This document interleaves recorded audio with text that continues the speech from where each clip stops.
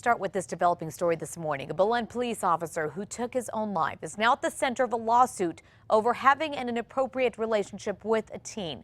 Officer Mike Esquivel was an officer of Belen for 8 years. He was also a school resource officer, but according to a lawsuit filed yesterday, Esquivel had a sexual relationship with the student starting when she was in the 7th grade. Now a lawsuit is taking on the Belen School District, the city of Belen, and the estate of Esquivel. According to a police report, the student detailed inappropriate texts that he sent and sexual acts he had with her. Esquivel killed himself after an investigation into the relationship began. He admitted to sending inappropriate text messages and photographs, not just to our client, but also to other children in the school. Now, in a public memorial, Belen PD remembered him as a, quote, model officer. The lawsuit says that shows the department accepted his illegal behavior. The suit says the student suffered physical, emotional, and psychological harm, and that the school district and the city failed to properly train the officer. Happening today, jury selection is expected to wrap in the child molestation trial of a former APS deputy superintendent. Police say Jason Martinez sexually assaulted 2 children in Colorado in 2013. Former Superintendent Luis Valentino lost his job after hiring Martinez over the summer. Martinez never completed a district background check and was not supposed to leave Colorado. This morning, a neighborhood is on high alert after surveillance video captured a pair of thieves breaking into cars in Rio Rancho. One homeowner near Unser and Southern captured the suspect on video rummaging through a truck. The man then tries to get into other cars parked on the same street. A short time later, a woman returns with the man. Both are on police radar this morning. The homeowner says $1,000 worth of items was stolen from the truck. 603 APD is running 2 new online ads today, hoping to recruit new officers. A law enforcement career in beautiful New Mexico, the combination of a rewarding public safety position with the quality of life most people only dream of. This 30-second ad is marketed for people who live outside of New Mexico. APD also released an ad recruiting locals. The department says it's changing the way it recruits by doing more online marketing and making the process more personal. Before, APD used still images. Last week, 17 cadets graduated from the academy, but the chief says they're still short by 135 officers. Right now, there are 41 cadets in the academy set to graduate in March. You can watch both commercials in their entirety on the KRQE News app. We turn now to this morning. Parents are waiting for answers after video shows a school resource officer grabbing a 14-year-old student by the throat. Take a look at this video here. The incident was captured on cell phone video in Texas. 2 officers were called to break up a fight between J.C. Hughes and another boy. Hughes claims the other student would not give back his prescription sports goggles. Hughes says he tried to explain, got frustrated, and that's what happened next. The officer took him down. He kept pushing me and touching me, and I wasn't physically doing anything to him either. And that's the point where I was like, can you leave me alone? So Hughes was suspended for fighting. The district is now investigating the entire incident. We turn now to this. New this morning, 15 Confederate flag supporters are now facing terrorism charges. This follows a confrontation with a black family in Georgia over the summer. Witnesses say the group shouted racial slurs and threatened the family during a child's birthday party. 2 of the flag supporters also stand accused of battery in connection with another incident at a gas station. This morning, 3 drifters accused of murdering a hiker and tourist remain locked up. Yet police in California tracked them down in Portland, Oregon last week. The trio is now charged with murdering 2 people. 23-year-old Audrey Carey, a Canadian tourist visiting the Bay Area, and 67-year-old Steve Carter. Both are found dead in the woods. In the end, GPS on Carter's stolen car and this gas station surveillance video led police to the suspects outside a dining hall in Portland. We'll turn to this. This morning, police in Memphis are continuing to investigate the death of an off-duty police officer. He was found in the driveway of his home, shot multiple times.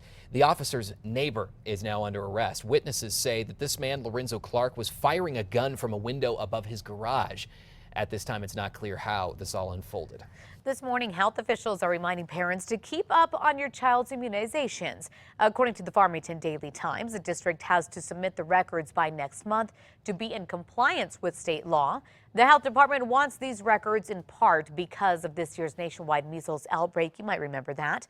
Students that have not gotten their shots could be barred from school starting December 1st, so get on it. As you wake up today, authorities are warning about a new pet sales scheme. The sheriff's office says it's been going around on social media and Craigslist. They say somebody's using fake names and will post pictures of cute puppies for sale. They'll then arrange for shots, microchipping, and then when they get your payment, they take off. Officials want to remind you, if it's too good to be true, it probably is. That's horrible. Developing right now, Curry County officials are working to open streets shut down during a flooding last week. Public Works officials say 2 roads are still closed this morning because they are still submerged. They say the county has not suffered flooding like this in decades. And while many damaged roads are back open, officials are still urging drivers to be careful out there because asphalt in many areas is crumbling. They say it will take them months to get all of the repairs made.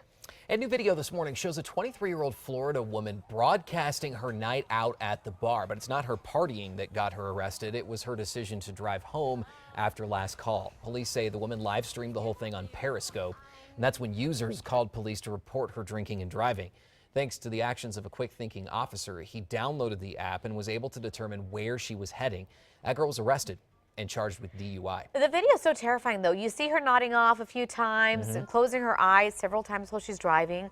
Wow. Anybody watching this had to be very scared for her safety, for anybody else's safety. Yeah. And they were quick thinking, too, just like the officer.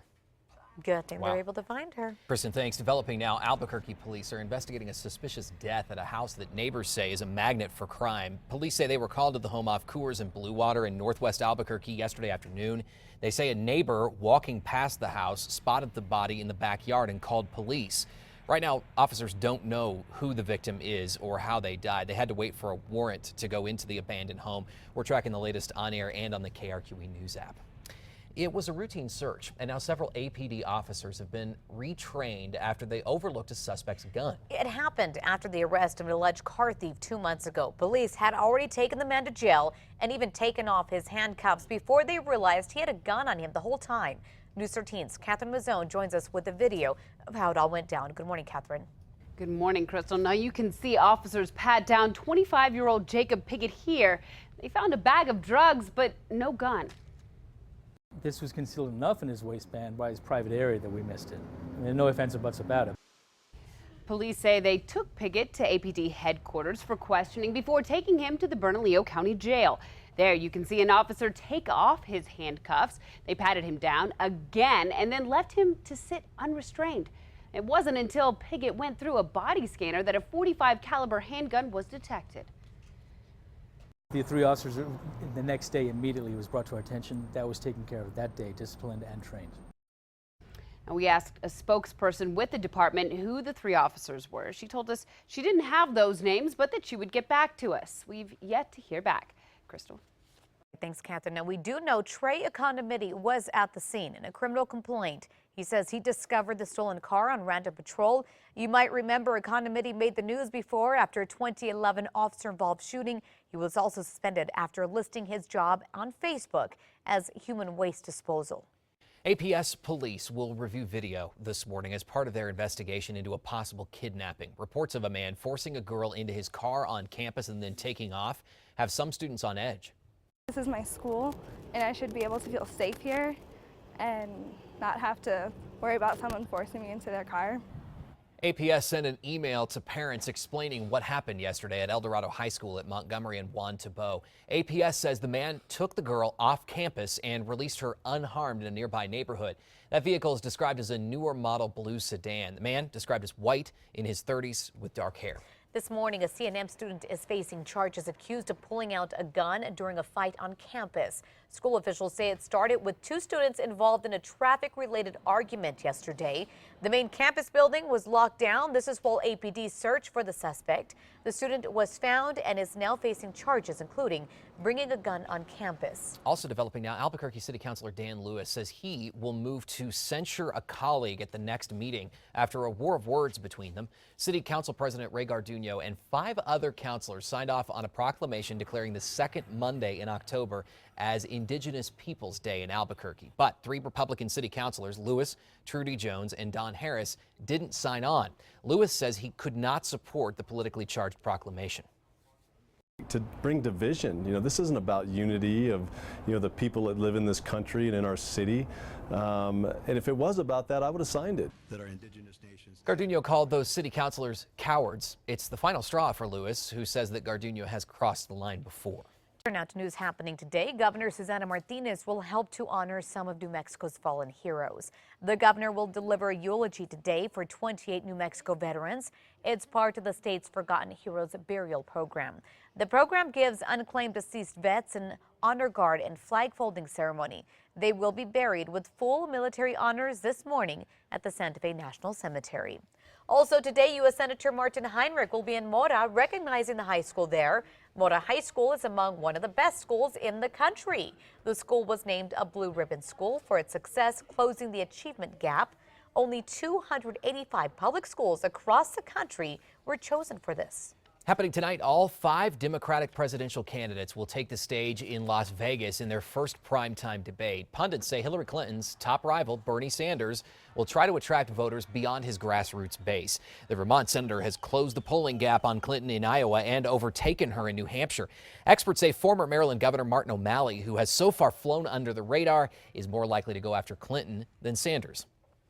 O'Malley is the one who's most likely to try to seize on a moment. He's also made a very big deal out of the debates and wanting more of them, so he really needs to have a good debate. Lower polling candidates Jim Webb and Lincoln Chafee will also take part in the debate. A 6th podium will reportedly be on standby for Vice President Joe Biden should he make a last-minute decision to enter the race.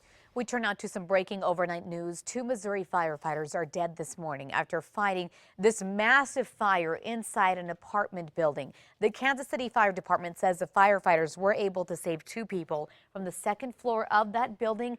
That was before it collapsed, killing the 2 firefighters. 2 other firefighters were injured.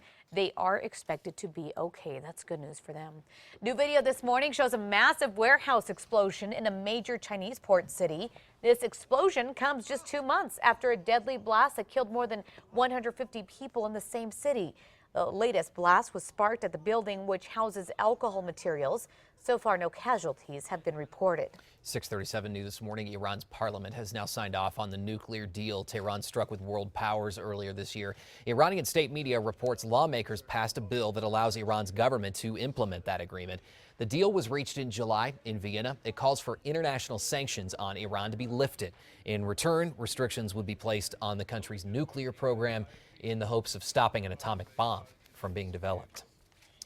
Listen to this story. It's remarkable. A man is recovering this morning after surviving nearly a week lost in the Australian outback. Yeah, the 62-year-old grandfather, he had no water, no shelter.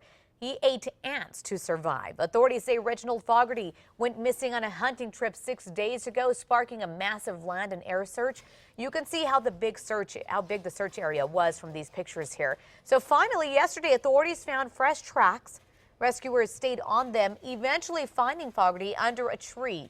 He told them he had been there eating ants for 2 days. His family is crediting a survival course he took 10 years ago with saving his life. And you just have to wonder, no water, and he's surviving on ants alone? For 6 days. And, wow. You would wonder how are ants going to fill him up? Exactly. And the fact that he was able to sort of retrieve that information from 10 years ago with that survival course, just incredible. Yeah, determination at its finest.